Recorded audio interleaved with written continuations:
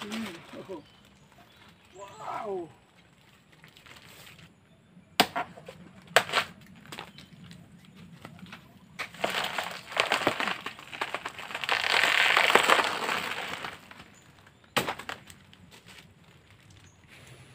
Rain or shine, Lakatan harvest is fine. Wala tayong magagawa. Rain or shine po, mag-harvest po talaga tayo ng ating mga lakatan ngayong araw. Nabilang natin kahapon siguro dyan sa mga 6 hanggang 7 puno lang. Yun po, nagkakunti lang talaga ang hina-harvest natin. Pero po weekly po yan, continuous lang po.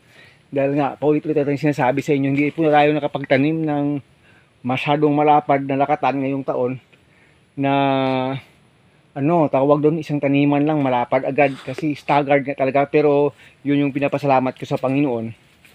Buti na rin kasi nga pag bumababa yung presyo, yon hindi ka masyado mahirapan sa marketing. Pero kahit marami po, hindi naman talaga mahirap yan pag mayroon na tayong stable na market.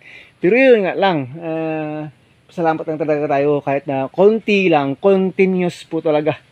Rain or shine, good or bad, may bagyo o wala, mag-harvest talaga tayo. Mamaya papalit-palit na tayo ng mga damit natin para paano ba itong gagawin natin. So yun po mga ka-agri, yun na lang, pakita na lang natin sa inyo yung ating harvesting ngayong araw.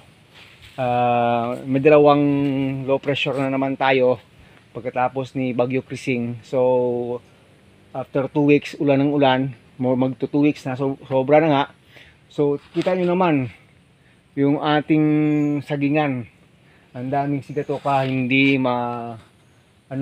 mahawakan. Pero parang mamaya lalabas yung sikat ng araw, tayo dyan, bilisan natin yan. At kung hindi talaga madala, mag-spray tayo ng wood vinegar pagkatapos ng deleafing. So yun po mga kaibigan, mga ka-agri, dugtungan na lang natin mamaya itong ating video. So yun mga ka-agri, mayroon tayong unang 6. Tingnan natin mamaya kung madagdagan pa ito. Inspect natin mamaya, baka kasi may naiwan na pwede na talagang ma-harvest pero hindi na-harvest. So gagawin natin dito ay magdidihan tayo dito. Palagay ko hindi na talaga mag-video kasi hindi natin ma-set up yung ating tripod. Kasi hindi magtatagal, may ulan na naman, paambon-ambon na naman mga ka-agri. Diretso na natin mamaya yung video pag nadihan na yan.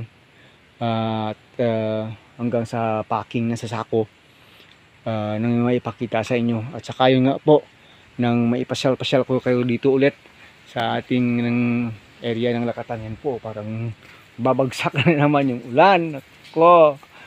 Pero no problem, kasi pag ganito rain or shine po tayo dito, hindi naman problema sa saging kung nababasa siya. Yung problema sa saging, wala kang harvestin. Kahit mababasa yan, magdadry rin naman yan. Hindi po ng ibang prutas na nasisira yung itsura pag nabasa at hindi na dry ng tama bago i-impake.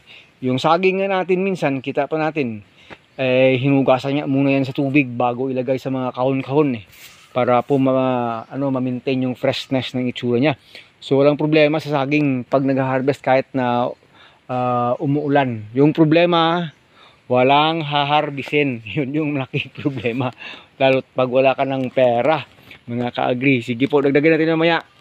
So here na mga ka-agri, isasako na lang talaga natin. Dagdagan natin ng itatay na latundan. Masyadong mabigat, masyadong malaki. 2 puno yung latundan ng tatay. Nabuan mo rin siya? Okay. Okay. Ididihan rin natin dito.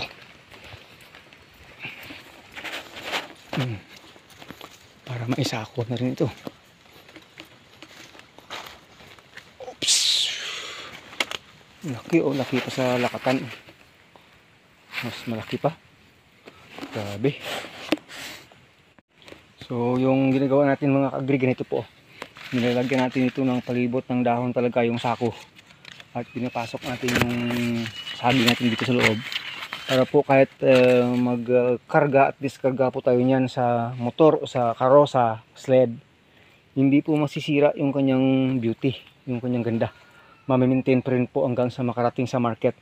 So pag yan ay kinarga sa karosa, nilalagyan rin natin ng puno ng saging sa ilalim para silbing pamparambot sa ilalim, parang foam niya sa ilalim. Pag nilagay itong sako, malambot pa rin sa ilalim, kaya hindi masisira yung kutis.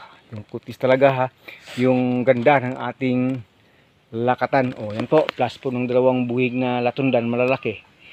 Kasi laki na rin ng bunga ng lakatan, kay tatay po yan. So ito na po lahat, 3 sako.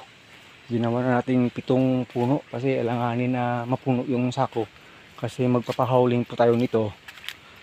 Same na rin yung rent natin sa pagpapahauling sa karosa, sa kalabaw.